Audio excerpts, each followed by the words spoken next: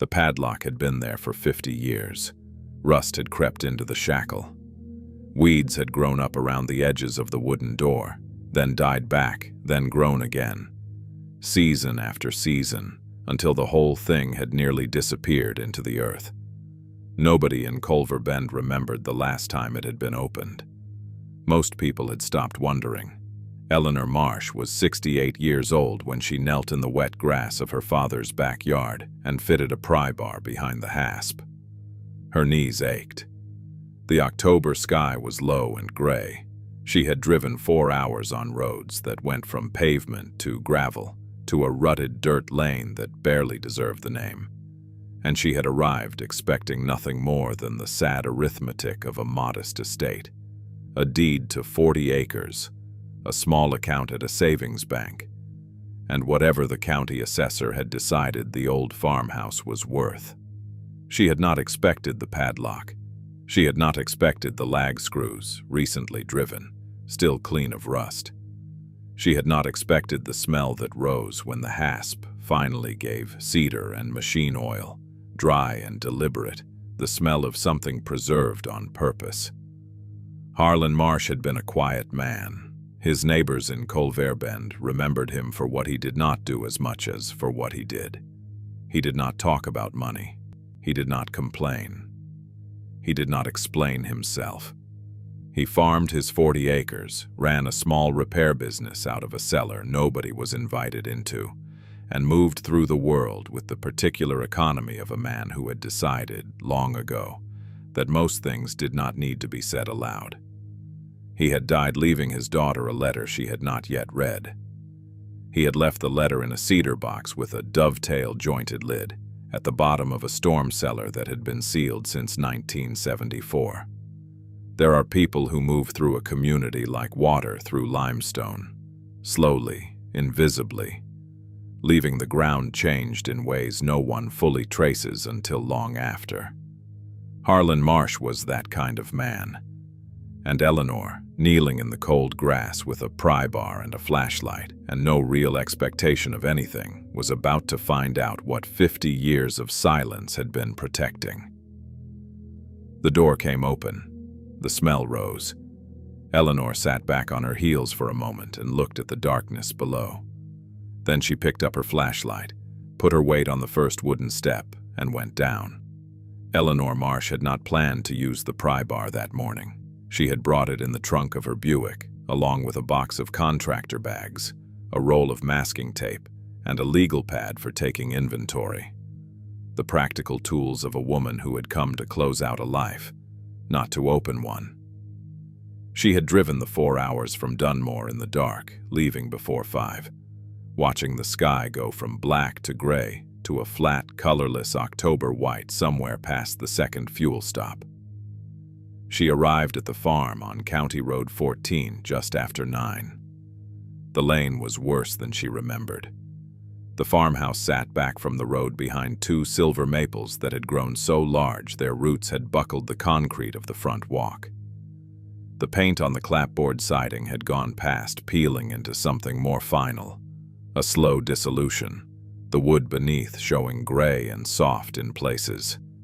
One of the porch screens had come loose at the bottom corner and folded outward like a bent page. Eleanor sat in the car for a moment with the engine off and looked at it. Then she got out, took the box of contractor bags from the trunk, and went to the front door.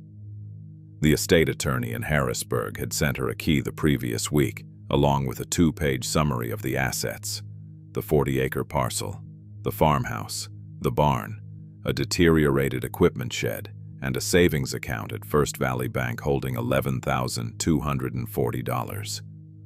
He had appraised the land conservatively and suggested she consider a quick sale to avoid ongoing property tax liability. He had used the word modest 4 times in 2 pages. Eleanor had read it at the kitchen table in Dunmore with a cup of tea going cold beside her, and had thought about her father, not about the money, just about him. And then she had folded the letter back into its envelope and set it under the fruit bowl where she kept things she needed to return to. Inside the farmhouse, the rooms were dim and close. Someone had drawn the curtains at some point, perhaps years ago, and the fabric had faded along the folds to the color of old newspaper. The furniture was all still there. The ladder-back chairs at the kitchen table, the braided rug in the front room, the narrow bookcase with the glass doors that her father had built himself sometime in the 1960s from a plan he had ordered through a woodworking catalog. The glass doors were still clean. Eleanor noticed that. Everything else had gathered dust, but the glass in those bookcase doors was clear, as though someone had wiped them recently. She stood in the front room for a moment with her hand on the back of a chair and looked at the shelves behind the glass. A row of almanacs, a King James Bible with a cracked spine, 3 volumes of a home medical encyclopedia, a small clock that had stopped at 4:17. She spent the first hour going through the kitchen. There was nothing unexpected. Canned goods years past their dates, a drawer of rubber bands gone brittle, and a collection of twist ties, 2 cast-iron skillets hanging above the stove that were worth keeping. She labeled what she wanted to hold aside and bagged the rest. She worked steadily, the way she had always worked, without hurrying and without stopping. She had taught 5th grade for 31 years in the same school building, and she had learned that most things got done by people who simply continued doing them. It was past 11 when she went around the side of the house toward the barn. The grass in the backyard was knee-high in places, gone to seed, bent over in the damp cold. The barn door was swollen in its frame, and she did not bother forcing it. She could see through a gap in the siding that the interior was mostly empty. The old stanchions still standing, a few rusted implements hanging on the far wall. She walked past it toward the equipment shed, which had shed most of its roof onto its own floor. She stood at the opening and looked in and wrote "demolition" on her legal pad. Then she saw the storm cellar. It sat in the far corner of the backyard, set into a slight rise in the ground the way old cellars were. The door angled up from the earth at roughly 45 degrees, wooden, framed in poured concrete that had cracked along one edge and been patched with hydraulic cement at some point, the patch still gray and distinct against the older concrete. Eleanor had known the cellar was there, the way she knew the shape of the whole property, as a fact from childhood, present but not considered. Her father had kept it padlocked as long as she could remember. He had told her once, when she was perhaps 9 years old and curious, that it was for storing equipment. She had accepted that and never asked again. What stopped her now was not the cellar itself. It was the padlock hasp. The wood of the door was weathered and soft at the edges, the original hinge hardware dull with age. But the hasp plate was bolted through with 3 3-inch lag screws that were still bright at the tips, still sharp in their threads, driven recently enough that the wood around them had not yet had time to gray and close. Someone had installed that hasp in the last year or 2, maybe more recently than that. The padlock itself was a keyed master, 40mm, and it was locked. Eleanor walked back to her car and took the pry bar from the trunk. She was not a woman who explained her decisions to herself in the moment. She fitted the flat end of the pry bar behind the hasp plate and leaned her weight into it steadily, working the screws loose rather than trying to snap the hardware. It took longer that way. The first screw gave at perhaps a 30-degree angle, the wood creaking, and then the second. And then the plate came away entirely, and the padlock swung free, still locked, useless, hanging from the door by nothing. Eleanor set the pry bar in the grass. She gripped the recessed handle of the cellar door with both hands and pulled. The resistance was not from rot or swelling.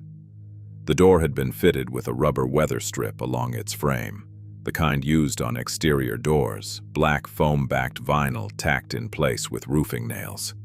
It had sealed the opening. When the door finally came up and open, the air that rose was not the damp, fungal cold Eleanor had expected from a dirt cellar. It was dry.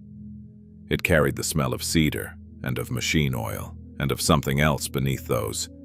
Paper, maybe, or cloth kept long in a closed place. the particular neutral smell of preservation. Eleanor stood at the top of the steps with the cellar door propped open against her hip and looked down into the dark. She reached into her jacket pocket for her flashlight, a small LED model she had brought for reading appliance labels in dark corners, and switched it on. The beam was narrow. She could see the bottom of the wooden steps, a concrete floor, the edge of a shelf. She could not see the back wall. She put her foot on the first step. It held. She put her weight on it fully and started down. Eleanor Marsh had been a practical woman for most of her life, and she had come to understand that practicality was not the absence of feeling, but the decision to act despite it. She had been widowed 14 months before her father died, losing her husband Gerald to a cardiac event on a Tuesday morning in February, while he was clearing snow from the front walk. She had called the ambulance, waited, and then called her principal to say she would not be in that day. She had gone back to work the following Monday. People had said she was strong. Eleanor had not corrected them, but she had known the truth was simpler. There was always something that needed doing, and doing it was how she got from one hour to the next.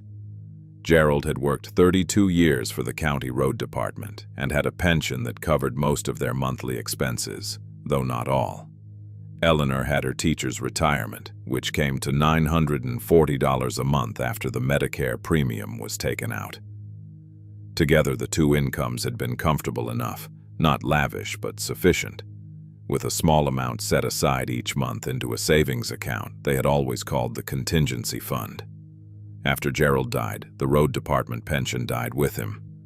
Eleanor had not panicked. She had sat down with a legal pad and a pocket calculator, and she had worked out what she could cover and what she could not, and she had made adjustments. She sold the second car. She canceled the cable television package and kept only the basic service. She began buying meat on markdown and freezing it in portions. The contingency fund, which had held just over $12,000 on the day Gerald died, had been drawn down to $4,200 by the time she drove to Colvert Bend to settle her father's estate. She had not told anyone. There was no one to tell, particularly.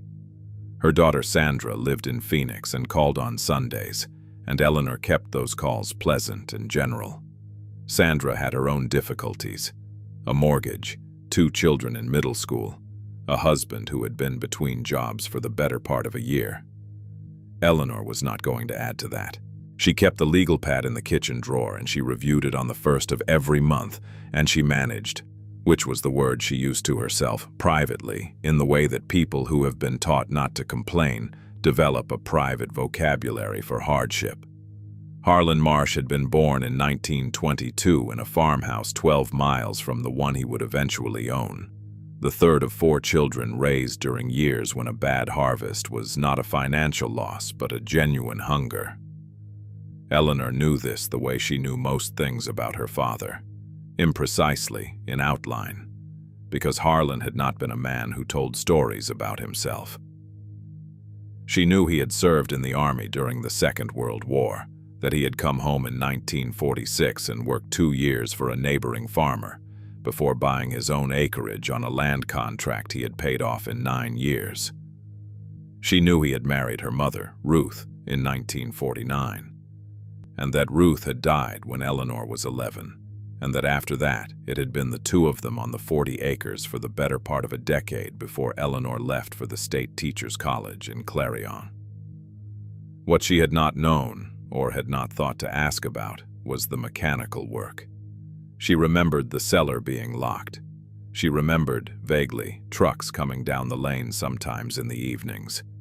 Farm trucks, older models, the kind that were always breaking down, and her father going out to speak with whoever had driven them. She remembered the sound of tools, the occasional ring of a wrench on concrete. She had filed it away as the background noise of rural life and had not examined it further. It had not seemed like anything to examine. The estate attorney, a man named Gareth Cole, who operated out of a 2-room office above the insurance agency in Harrisburg, had called Eleanor in September, 2 weeks after Harlan died, and walked her through the summary. The language he used was careful and not unkind. He said the property had value as land, but that the structures were a liability.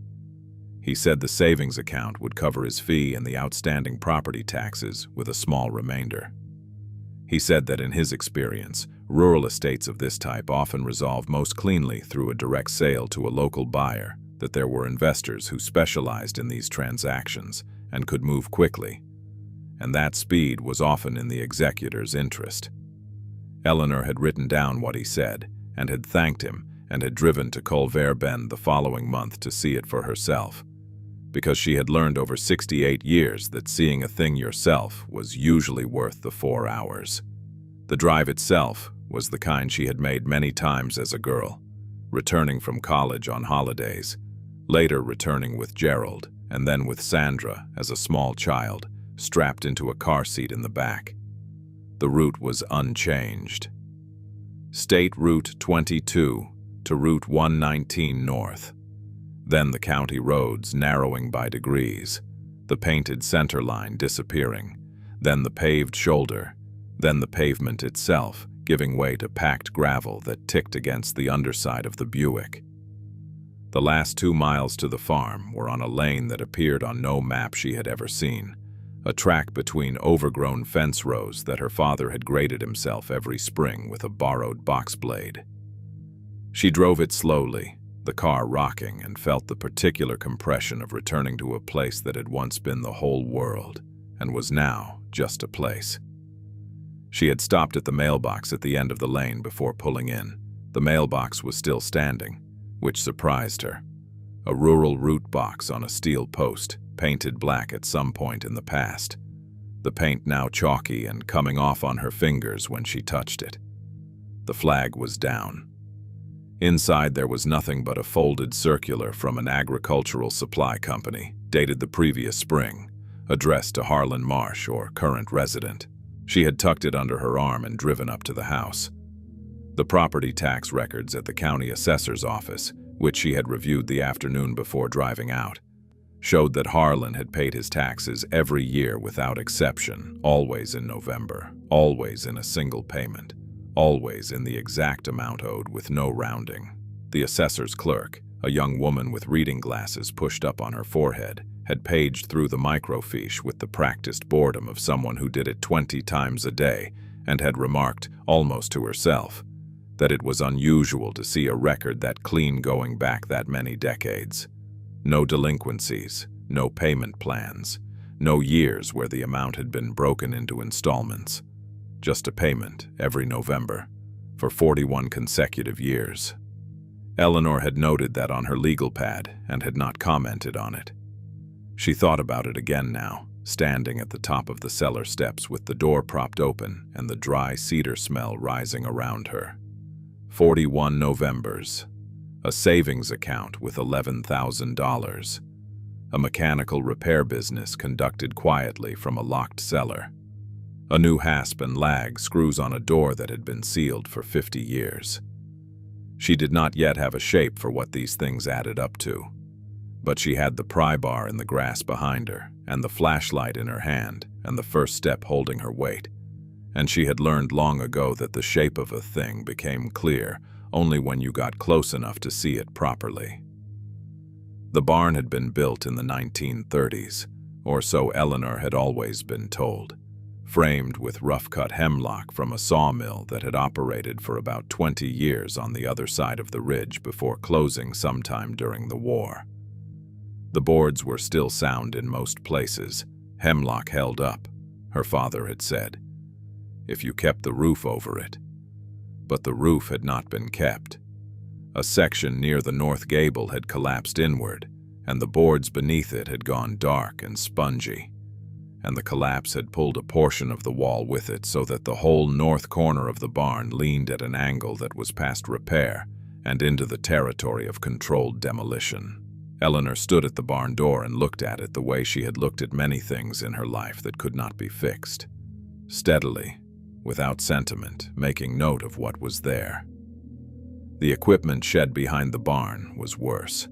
It had been a simple pole structure, 4 wooden posts and a metal roof over a concrete pad, used for storing the tractor and the bush hog and whatever else needed to be out of the weather. At some point, she guessed at least 15 years ago, perhaps more, the roof had lost its fasteners on the west side and peeled back in a windstorm, and without the roof, the posts had nothing to brace them, and without the posts, the whole thing had folded slowly onto itself, the way a cardboard box folds when it gets wet. The metal roofing panels lay in a rusted pile over the concrete pad, and somewhere under them, she assumed, were the remains of the tractor. She wrote, "Demolition, metal hauler required" on her legal pad and moved on. The farmhouse was salvageable, or at least it was not beyond the point where someone with intention and resources could make it salvageable. The foundation was poured concrete and showed no significant cracking. The roof had lost some shingles over the back addition, but the decking beneath appeared intact from what she could see from ground level. The windows were all still glazed, which meant the interior had stayed dry, which meant the floor joists were probably sound. Eleanor had not inspected a building professionally in her life, but she had lived in old houses and she had listened to Gerald talk about structural things for 34 years, and she had absorbed more than she had realized.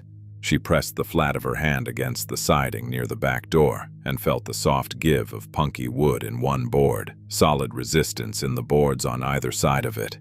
One board. That was manageable. The yard itself told a different story than the buildings. Neglect in a yard was not the same as neglect in a structure. A yard could be reclaimed, given time and a brush hog, and someone willing to pull fence. The silver maples at the front had seeded freely, and there were dozens of saplings coming up through the fence rows and along the foundation, some of them already as thick as her wrist. The kitchen garden her father had kept along the south side of the house was entirely gone to goldenrod and thistle, the old raised beds barely visible as low rectangular mounds under the growth. A rosebush that her mother had planted in the 1950s near the back porch had spread and died back and spread again until it covered most of the south wall of the porch in a dense tangle of canes. The oldest canes as thick as her thumb, gray and thorned and leafless in October. She recognized the shape of it. She had helped her mother tie it back once, as a small girl, with strips of green cloth torn from a worn-out dress. Eleanor stood in the backyard for a while after noting the equipment shed. The October light was flat and came from everywhere at once, the kind of light that has no shadows and makes distances hard to judge.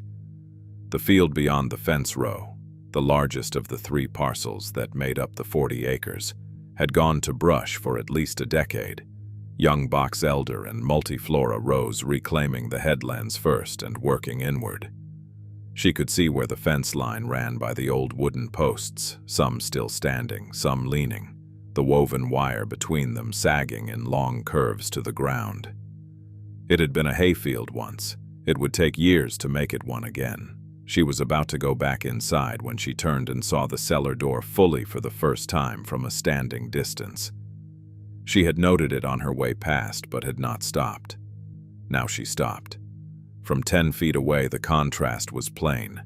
The cellar door, the concrete surround, the general fabric of the backyard. All of it worn and settled into the particular gray-brown palette of things that have weathered for decades without attention. And then the hasp plate, bright against the old wood, the lag screw heads still showing their factory finish. The steel not yet filmed with the first oxidation that comes from a single wet season. Someone had installed that hardware inside the last 2 years, maybe inside the last one. She walked to it and crouched and looked at the screws closely. 3-inch lags, coarse thread, driven with a power driver by the look of the head marks, countersunk cleanly. The hasp itself was a heavy-duty model, the kind sold at farm supply stores for outbuildings and livestock gates, rated for a 2-inch padlock or better. The 40mm master on the ring was keyed, not combination, and it was locked, and Eleanor did not have a key for it because Gareth Cole had not mentioned a key, and there had been no key on the ring with the house key he had mailed her. She pressed her thumb against the shackle. It did not move. She thought about her father at whatever age he had been when he drove those screws. 80, perhaps 81, in the last years before his health had declined enough for the neighbors to begin checking on him. She tried to picture him crouching at this door with a drill, selecting that hasp from a peg at Pruitt's Feed and Hardware in Colvare Bend, driving the screws with the methodical care he had brought to every physical task she had ever watched him perform. He had not been a man who did things without reason. He had not been a man who used 3 screws when 2 would do, or a heavy hasp when a light one was sufficient. He had sealed this door with care and intention, and he had done it recently enough that the hardware was still bright, and he had not told her, and now he was gone and could not be asked. Eleanor stood up. Her knees registered the cold in the way they had begun to do in the last few years, a stiffness that took a moment to walk out. She went to her car and opened the trunk. The pry bar was there, behind the box of contractor bags. A 30-inch Estwing with the blue grip, the one Gerald had kept in the garage for 20 years and that she had brought without thinking much about it. The way you bring tools you are accustomed to having available. She picked it up and felt the familiar weight of it. She walked back across the wet grass to the cellar door. She fitted the flat end of the bar behind the hasp plate, found the angle that would work the screws rather than snap the hardware, and leaned into it. The wood creaked. The first screw began to give. The cellar was larger than she had expected.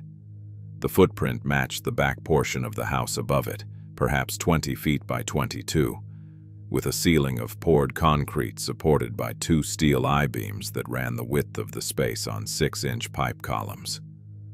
The floor was concrete as well, swept clean, no grit under her shoes when she shifted her weight. She stood at the bottom of the stairs and held the flashlight level and turned in a slow half-circle, and what she saw made her stop turning and stand still for a moment without moving.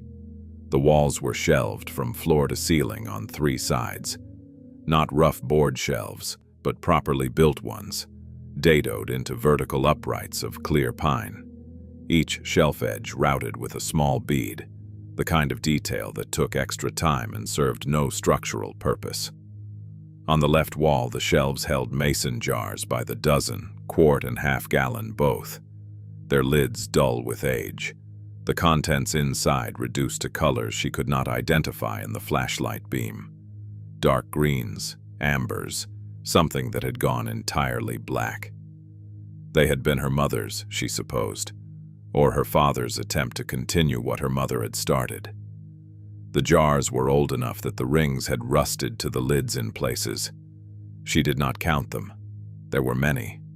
The right wall held tools.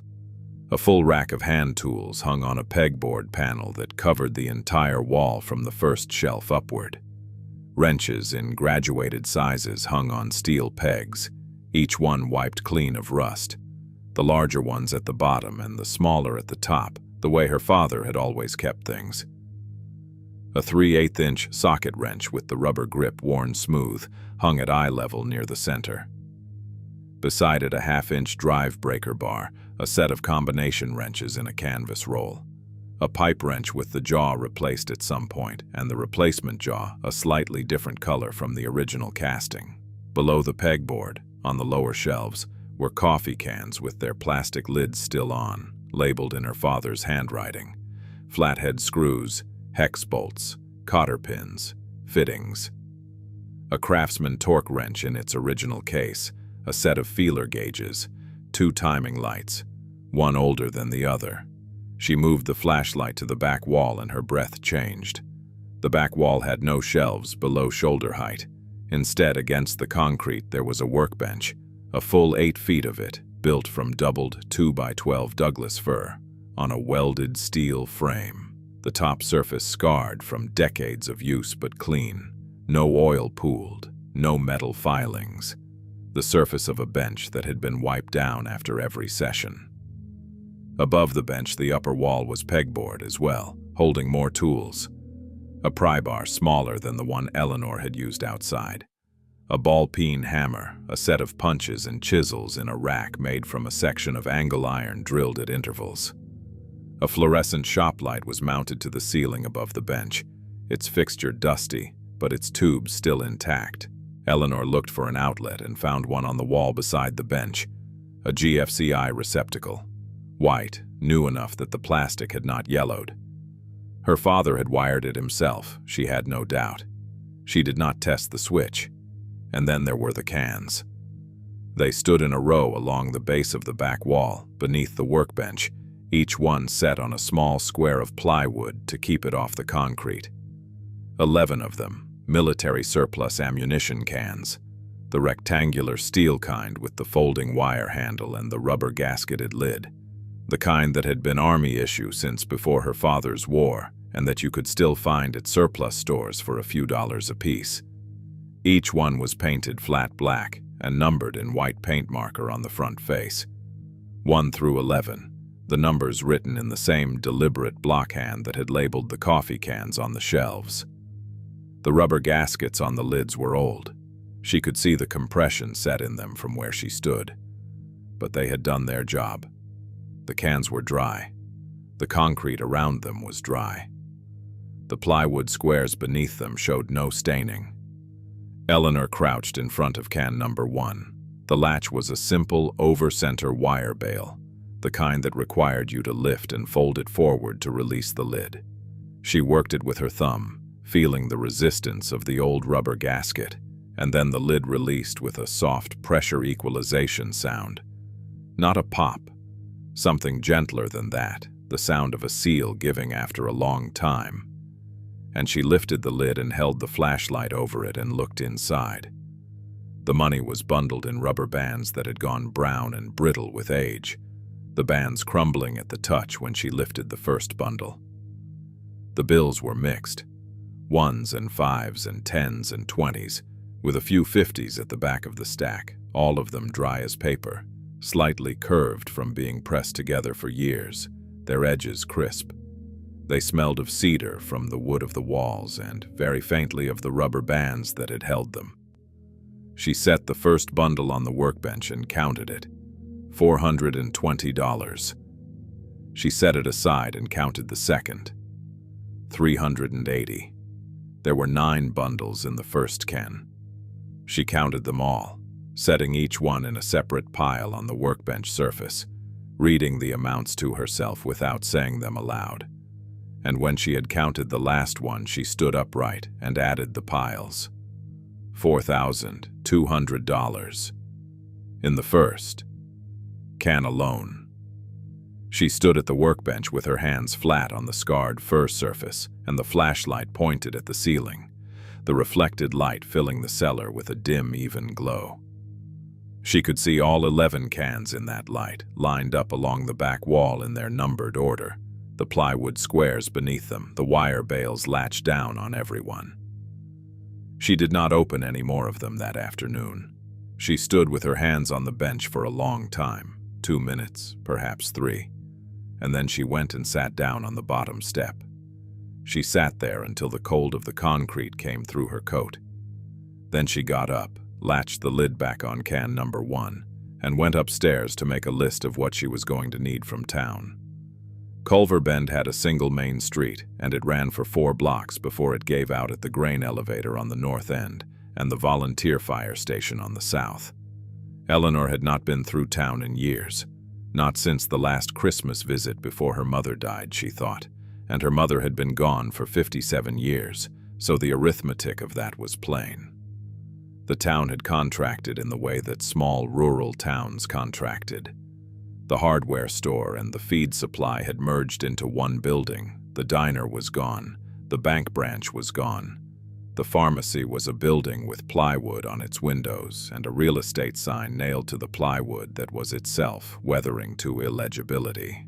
What remained with the particular stubbornness of things that had simply not yet found a reason to stop. Pruitt's Feed and Hardware occupied what had been 2 storefronts at some point, the dividing wall knocked through and the opening framed with a rough-cut header that had never been trimmed out. The exterior was painted green, a shade that might have been chosen from a sale bin, and the paint was holding on the sheltered surfaces and peeling on the exposed ones in the specific pattern that told you it had been applied over old paint without primer. A hand-lettered sign in the window said "Open" and meant it. Eleanor pulled into the gravel lot beside the building and sat for a moment with the engine running, looking at the list on her legal pad. Better flashlight, extension cord, heavy gauge, contractor bags, more. She had written the list on the porch step before driving into town, and she had written it in her teacher's hand. Neat, deliberate, each item on its own line. The interior of Pruitt's smelled of mineral supplement and rope and the particular dry grain smell that Eleanor associated with childhood, with riding in the truck cab beside her father on Saturday mornings when he came in for supplies. The shelves were deep and somewhat randomly organized in the way of stores that had been adding inventory for decades without reorganizing. Mechanics' tools beside a display of garden seeds, a rack of work gloves next to a shelf of canning lids, a bin of chain hardware near the door. It was the kind of store where you either knew where things were or you asked. Eleanor stood inside the door for a moment to let her eyes adjust from the October glare outside. The man behind the counter was old. Older than Eleanor, she judged, by at least a decade, which put him in his late 70s or approaching 80. He was lean in the way that men who have done physical work their whole lives go lean, the muscle reduced, but the frame still upright. And he had the large-knuckled hands of someone whose work had always been with those hands. He was pricing a box of hex bolts with a hand labeler when Eleanor came in, setting each bolt individually into a small bin on the counter with the focused patience of someone who was not going to rush the job on account of a customer. He glanced up and nodded and went back to the bolts. Eleanor found the extension cords on a shelf near the back. She selected a 50-foot 12-gauge cord on an orange reel, the kind rated for outdoor and workshop use. And she found the contractor bags in a 2-pack near the front. The flashlights were behind the counter, in a locked glass case alongside batteries and a selection of pocket knives. She stood in front of the case and studied what was there. Her small LED model had been sufficient in the cellar, but only barely. What she needed was something with a broader beam and more throw. There was a 4D cell model with an aluminum body that would do, and there was a headlamp that she did not want, and there was a rechargeable work light, handheld, with a pivoting head and a rated output of 800 lumens. She pointed to the work light. The old man set down his bolt and his labeler and came to the case without hurrying. He unlocked it with a key from his belt ring and took out the work light and set it on the counter. He did not hand it to her and stepped back the way a salesman might. He set it down and then turned it over and showed her the charging port on the base and the pivot lock on the head and the mode button that cycled through full, half, and a blinking emergency setting. He demonstrated each mode. His hands were steady. He did not say anything about the light that was not relevant to how it worked. Eleanor told him she would take it. She set her other items on the counter and he began writing up the sale on a paper receipt pad, the old kind with the carbon copy beneath. She watched him write and recognized the deliberateness of it, the same quality her father had brought to any task that involved permanence, any task that left a record. She asked him if he had known Harlan Marsh. He stopped writing. Not for long. A beat, the length of a slow breath. And then he continued with the receipt. He said yes, he had known him. He said her father had been coming into this store since before Earl Pruitt himself had worked the counter, back when Earl's own father had run it. He said the Marsh name was a known name in Culver Bend, said it the way you say a thing that is simply true and does not need decoration. He tore the receipt from the pad and slid it across the counter with the carbon copy beneath it. He told her the total was $43. Eleanor counted the bills from her wallet and set them on the counter. She had brought a 50, and she waited for the change. Earl Pruitt opened the register, and counted back $7, and then he reached under the counter without comment and brought up a flashlight. Not the work light she had purchased. A separate one, a small but solid single AA model with a steel body, the kind that clipped to a shirt pocket. He set it beside her bag. He said the cellar under the old marsh place ran dark in the corners, and a small light in your pocket was useful when your hands were full. Eleanor looked at him. He was already closing the register drawer. She asked how he knew she was going into the cellar. He said he did not know it, particularly, but that people who came in asking for work lights and heavy extension cords were generally going somewhere that needed power run into it, and the marsh place had a cellar that would need that before the house would. He said it plainly, the way he had said everything. Not clever about it, just observant. The way rural people were observant because they paid attention to what was in front of them as a matter of habit rather than intention. She picked up the small flashlight and turned it in her hand.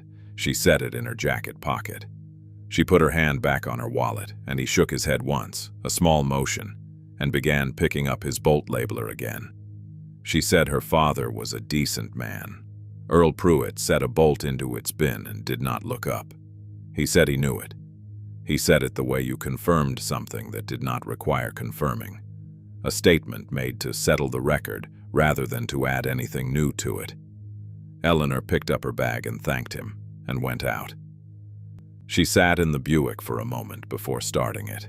The main street of Culver Bend was quiet, a pickup moving slowly past the grain elevator, a woman with a canvas bag coming out of what appeared to be a small grocery at the far end of the block. The sky was still flat and gray, and the light was already beginning to go, though it was barely past 2 in the afternoon. October in this part of the state went dark early and without warning, the days compressing at both ends. Eleanor started the car and turned back toward County Road 14. She had cans to open before the light was gone. She ran the extension cord from the kitchen outlet through the back door and down the cellar steps before she did anything else.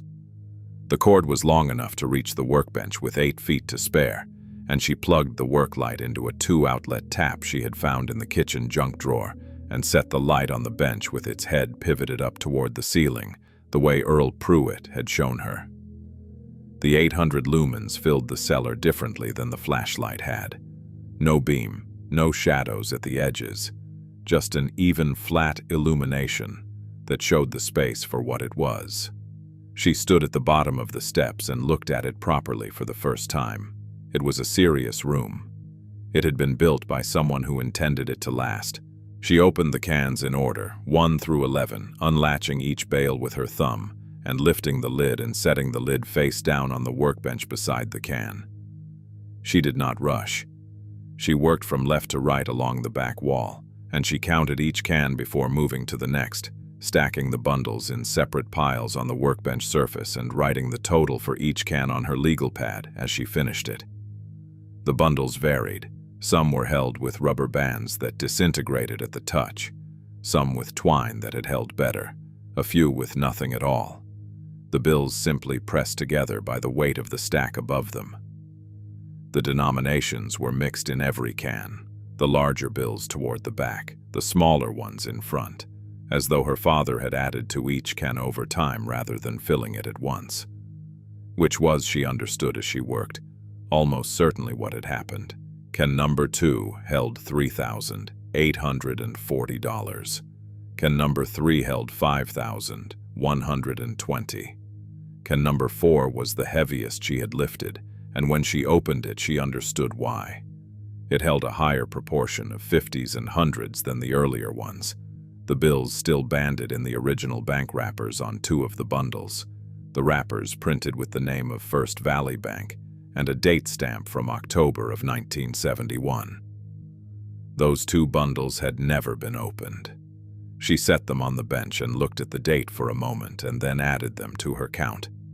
Can number 4 came to $7,400. She worked through the afternoon. The light outside the cellar door, which she had left propped open, went from flat gray to the deeper gray that preceded dark. and then the rectangle of sky above the steps turned the color of a bruise, and she could hear the first of the evening birds starting up in the fence rows. She did not stop. Cans 5 through 9 averaged roughly $5,000 each, the amounts varying but none falling below $4,000 and none exceeding $6,000. Can number 10 was lighter than the others and held $2,200, along with a small brown envelope, letter-sized, sealed with the flap tucked rather than glued, her name written on the front in her father's block hand. Eleanor. She set the envelope on the far end of the bench without opening it and finished the count. Can number 11 was the last and the largest. It held $8,600, all of it in 20s and 50s, the bundles tight and even, the rubber bands still holding on most of them. She counted it twice. Both times she got the same number. She wrote it on the legal pad and then added the column of figures from top to bottom, and then added it again from bottom to top, and both times the sum was the same. $57,200 across the first 10 cans, plus the $8,600 in the last. $65,800. She stood at the bench with the legal pad and looked at the number she had written, and then looked at the row of open cans and then looked at the number again. She sat down on the bottom step. The work light hummed very faintly on the bench. The open cans stood in their row, their lids beside them, the plywood squares still beneath them on the concrete floor. The pegboard tools hung in their places on the right wall, the wrenches in their graduated order, the socket set in its canvas roll. Everything in the cellar was in order. Everything had been put where it was with intention, maintained with care, preserved against the kind of slow dissolution that had claimed the barn and the equipment shed above. Eleanor sat on the step with the legal pad on her knee and the pencil in her hand, and did not write anything for a long time. She had not forgotten the envelope. It was still at the far end of the bench where she had set it, her name in her father's hand on the front, the flap tucked closed. She got up from the step and walked to the bench and picked it up and turned it over. The paper was dry and firm, not brittle. Whatever he had used to preserve the cans had preserved the envelope as well. She started to lift the flap and then stopped. She set it back on the bench. She was not ready for it yet, and she had learned over 68 years that there was usually a reason when you were not ready for something, and that the reason was worth respecting. Instead, she turned to the last thing on the back wall that she had not yet examined. Pushed to the end of the workbench nearly against the wall was a flat box. Cedar, by the smell and color of it, perhaps 14 inches by 10 and 3 inches deep, with a fitted lid. She had noticed it when she first came down, but had taken it for a tool case of some kind. Now she picked it up and felt the weight of it, which was slight, and looked at the joinery where the lid met the box. Dovetail joints, hand-cut, the tails and pins fitted so closely that she could barely see the glue line. She had not known her father was a woodworker. She had known he was a mechanic. She stood holding the box and reconsidered what she had known. The lid lifted off cleanly, no hinge, just a fitted press-on top that released with a slight resistance, and then came free. Inside, on a folded square of cotton flannel, lay a letter. A single folded sheet, or perhaps 2 sheets folded together. She could see the thickness of it. Folded in thirds, the way you folded a letter for an envelope. No envelope. Just the letter, folded and laid on the flannel with nothing written on the outside. She did not need her name written on it. She understood it was for her. She held the cedar box with the letter inside it and stood at the workbench under the work light for a moment.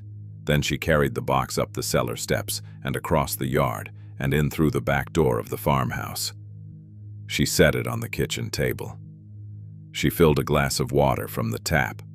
The water ran brown for a few seconds and then cleared, and she drank half of it standing at the sink. Through the window above the sink, she could see the rectangle of the cellar door, still propped open, the extension cord running down into the light below. She went back outside and unpropped the door and let it down carefully, and latched it and came back inside and washed her hands at the kitchen sink. She dried them on the back of her jeans.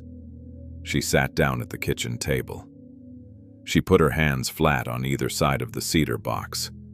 She looked at the letter inside it for a long moment, the folded paper on its square of flannel, and then she reached in with both hands and unfolded it.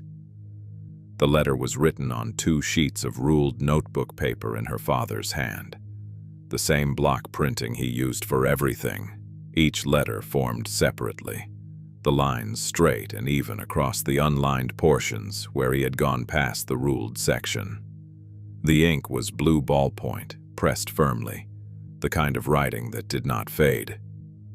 At the top of the first sheet, in the same hand, a date, March 9th, 1974. Below it, 2 words, Dear Eleanor. She read those 2 words and then set the letter flat on the table and pressed both palms down on it for a moment, not reading, just holding it still. Then she lifted her hands and read from the beginning. He wrote, I have been meaning to write this down for some years and kept putting it off the way you put off things that are hard to start. I am writing it now because I put the new hasp on the cellar door this morning, and I want the record to exist somewhere besides my own head. I am 71 years old, and my head is not something I would trust with the only copy of anything important. He wrote, The money in the cans is yours. All of it. I want to be plain about that before I explain anything else, because if something happens to me before I tell you in person, I do not want there to be any confusion. It is yours. It has always been meant for you. He wrote, I started setting money aside in 1953, the year after your mother and I paid off the land contract. I had a good harvest that fall, and I sold 3 steers, and I had cash left over after the taxes and the seed account and the winter expenses, and I did not know what to do with it. I did not trust banks. Your grandfather lost everything he had in a bank in 1931, $112, which was everything. And I watched what that did to him, and I made up my mind when I was about 9 years old that I would not keep my money where someone else could lose it for me. I know that is not a practical position, and I know you will probably think it was foolish. You are entitled to think that, but I kept to it. He wrote, The first year I put aside $230 in a Maxwell House coffee can and kept it on the shelf in the cellar. The second year, I added to it. By the time you were born in '56, I had a little over $800, and I started keeping it in a proper can with a lid that sealed, because I wanted it to last. I numbered the cans as I filled them. I kept a separate ledger in the house. It is in the bottom drawer of my desk, the brown notebook, that shows every amount I added and when I added it, going back to '53. You can check the cans against the ledger if you want, it will match. He wrote, I ran the repair business out of the cellar from about '58 onward, mostly farm equipment, some automotive. I never advertised it. People knew I could fix things and they came when they needed to. I charged what was fair and sometimes less than that when I knew a man was short. I kept that money separate from the farm income and put most of it in the cans. I did not tell you about it because I did not want you worrying about me or feeling like you owed me anything or changing how you lived on account of what I had. You have your own life and you built it yourself, and I did not want my arrangements complicating it. He wrote, The last total I counted was in February of this year, which is to say a month ago. I counted everything in the cans and wrote it in the ledger, and the total was $61,400. I have added some since then, and I expect to add more before I am done. Whatever is there when you find it is yours without condition. He wrote, I want to tell you something about your mother. I know I did not talk about her much after she passed, and I know that was hard on you, and I am sorry for it. I was not able to talk about her without losing my composure, and I was too proud to lose my composure in front of my own child, which was a foolishness I recognize now.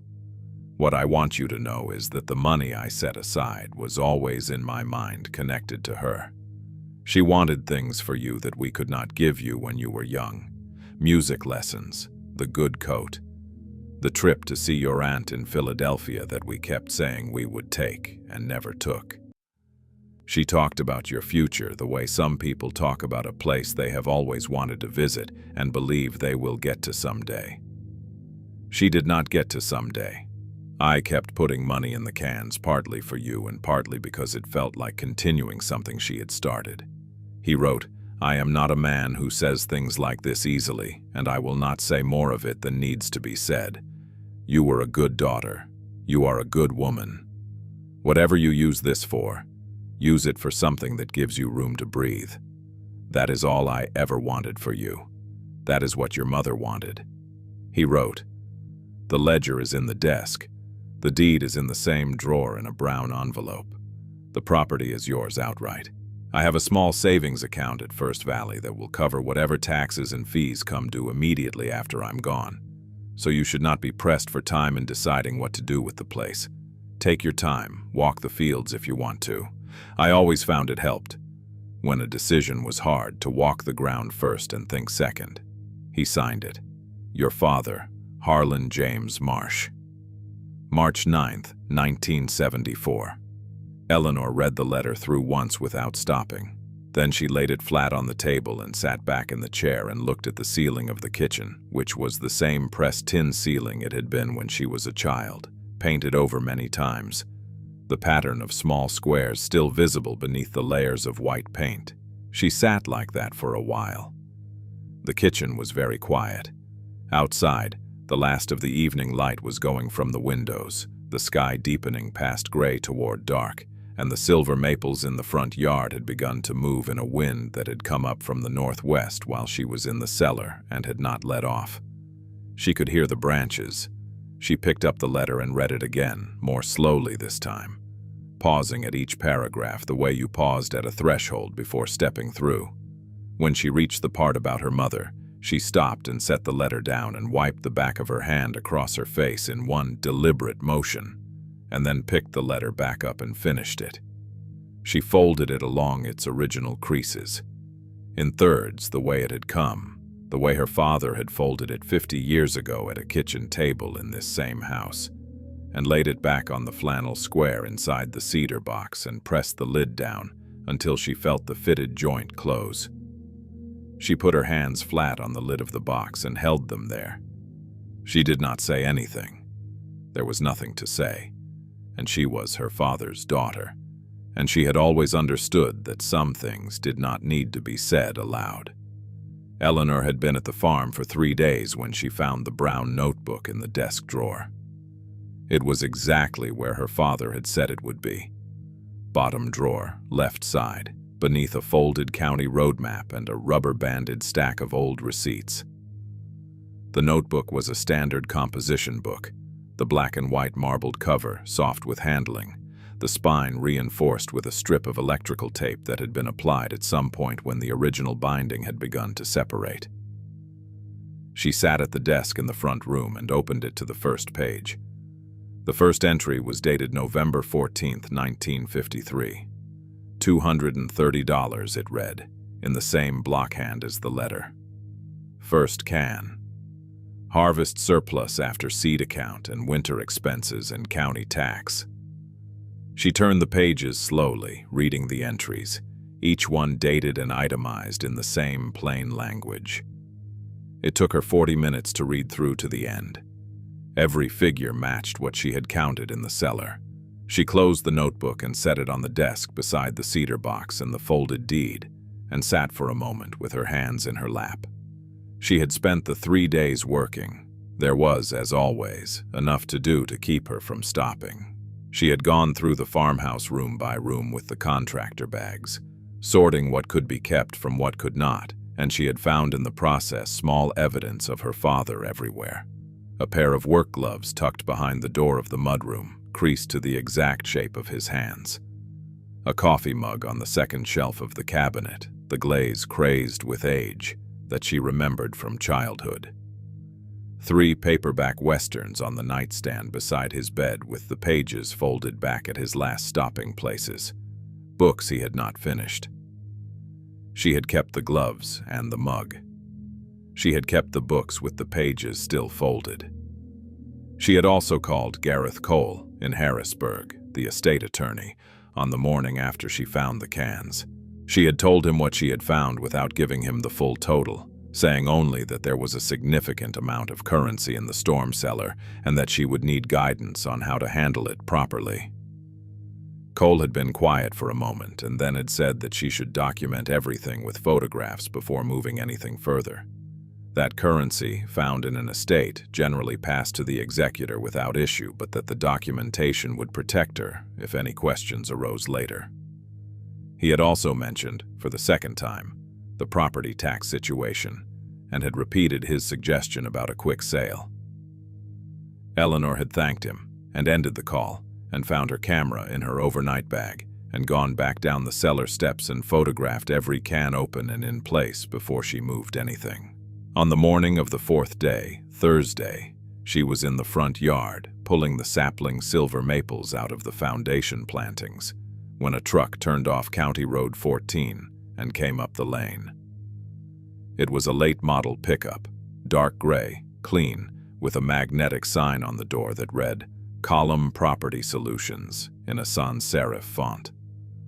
It parked behind her Buick, and a man got out who was perhaps 50, broad through the shoulders in a canvas jacket and work boots that were clean enough that she understood he did not do the kind of work that dirtied them. He had a pleasant face. Not remarkable. Not unpleasant, the face of a man who had learned that pleasantness was useful in his line of work. He introduced himself as Dennis Collum, and said he had heard she was in town settling the Marsh estate, and that he hoped she did not mind him stopping by. Eleanor did not say that she minded, and she did not say that she did not. She pulled her work gloves off and held them in one hand, and waited to hear what he had come to say. Collum looked at the house and the yard with the practiced eye of someone who was calculating rather than admiring, the kind of look that priced things. He said it was a nice piece of land. He said 40 acres on County Road 14 had more value than people sometimes realized, with the road frontage and the well already in. He said he had done some research on the property and believed he could make her a fair offer that would allow her to settle the estate quickly and avoid the ongoing carrying costs. He used the word fair twice in that sentence. He named a figure, $38,000, all cash, close in 30 days. He said it the way people said figures they expected to be accepted, with a slight pause after, as though giving the number room to settle. Eleanor looked at the front of the house and then back at Collum. She asked him how he had heard she was in town. He said that small towns had a way of passing information and that he made it his business to stay informed about properties that might become available. He said it without apology, which she respected more than she would have respected a more complicated answer. Then he said that he had also pulled the county tax records, as was his habit, and that the property showed a lien from an unpaid assessment from 3 years prior that had accrued penalties, and now totaled a little over $4,200. He said he wanted to be transparent about that, because it was the kind of thing that complicated a sale if it came up at the last minute. He said he was prepared to absorb that liability in his offer.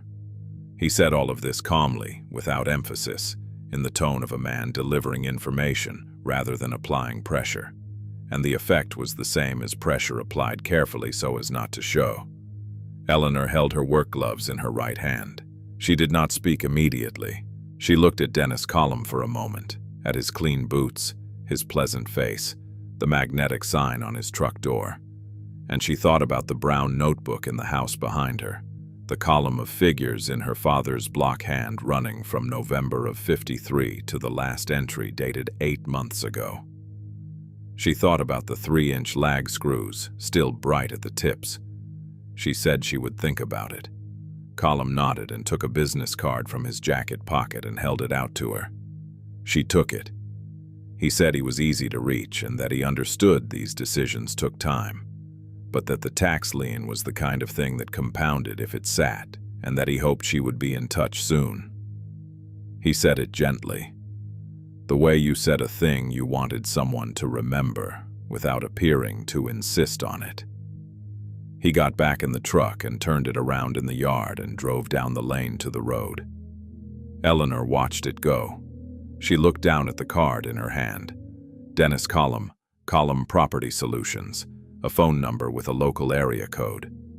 She pressed the edge of the card against her sternum for a moment, not thinking, just standing in the yard with the pulled sapling maples in a pile at her feet and the October light coming flat and cold across the fields. Then she walked inside and set the card on the kitchen windowsill and picked up the telephone. The old rotary wall phone that her father had kept in service for 40 years, and found that it still had a dial tone.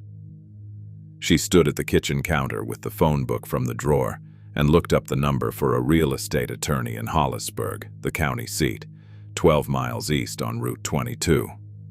She had the number written on her legal pad before the light changed.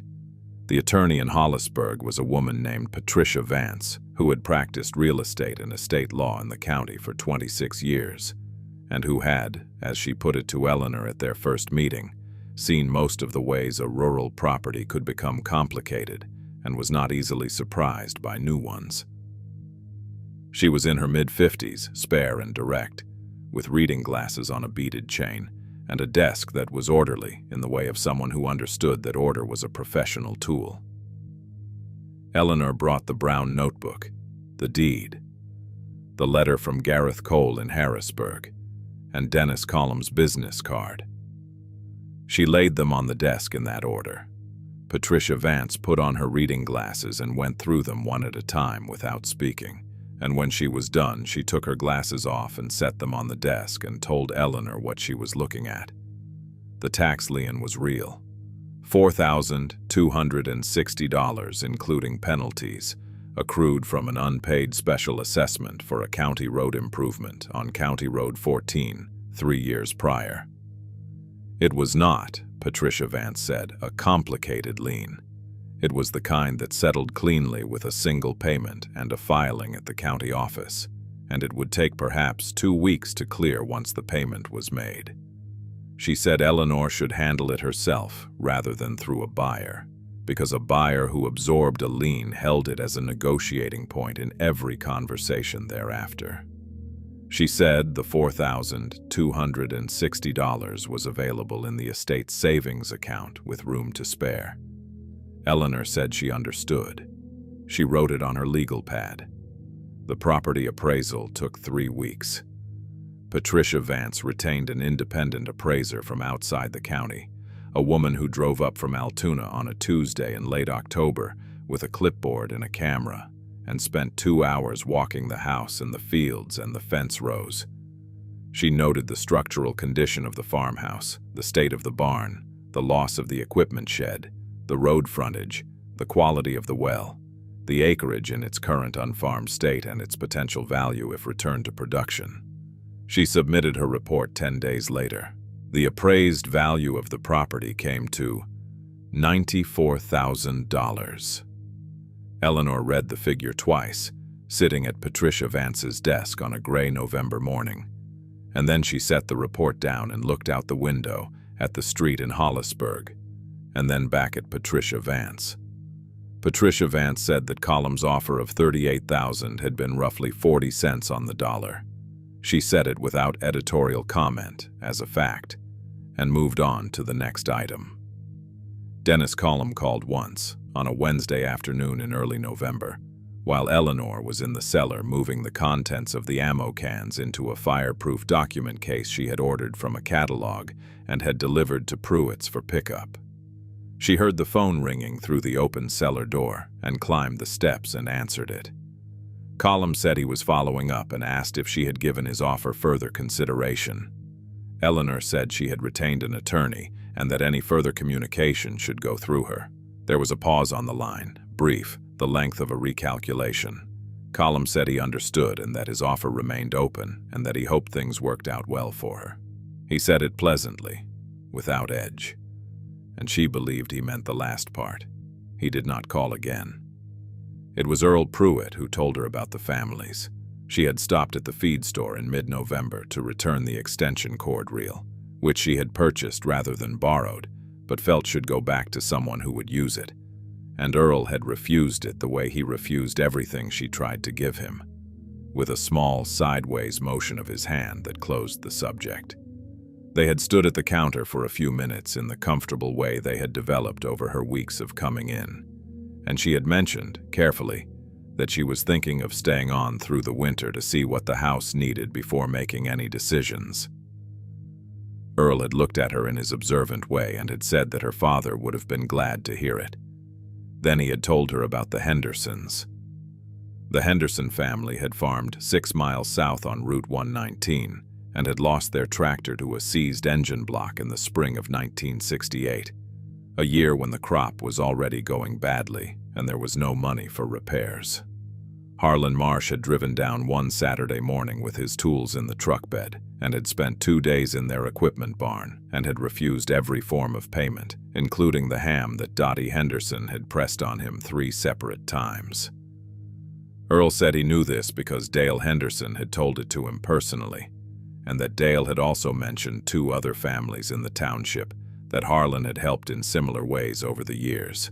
The Kowalczyks on County Road 9, whose well pump he had rebuilt in the winter of '74 at no charge, and the Abbott family, whose hay baler he had kept running through 3 consecutive seasons when they could not afford a new one.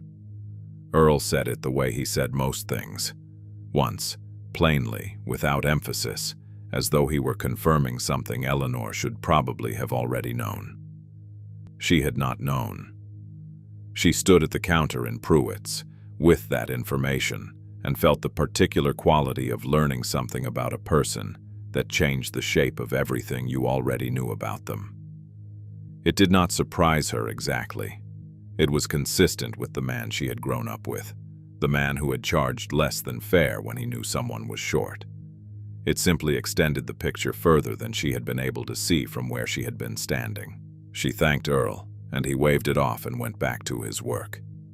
A woman named Cecilia Rourke knocked on the farmhouse door on a Thursday afternoon in the 3rd week of November. She was perhaps 35, with a child's car seat visible in the back of the aging sedan she had parked at the end of the lane. And she had the particular posture of someone who had rehearsed what they were going to say and was not certain the rehearsal had been sufficient. She said she had heard in town that someone was working on the old Marsh place and that she was looking for any kind of work, cleaning or clearing or hauling, and that she was reliable and had her own tools. She said it all in one careful breath and then stopped and waited. Eleanor looked at her for a moment, at the sedan, at the car seat, at the woman's hands which were red from the cold because her gloves were insufficient for November. She said to come up to the porch. She said she had been thinking she could use help with the clearing work and that she paid $8 an hour and provided lunch. Cecilia Rourke said that was more than fair. Eleanor said to come back Monday at 8 and to bring warmer gloves. The woman nodded and went back down the lane to her car, and Eleanor watched her go, and then went inside and put the kettle on. By the end of November, the lien was cleared, and the property was in Eleanor's name without encumbrance.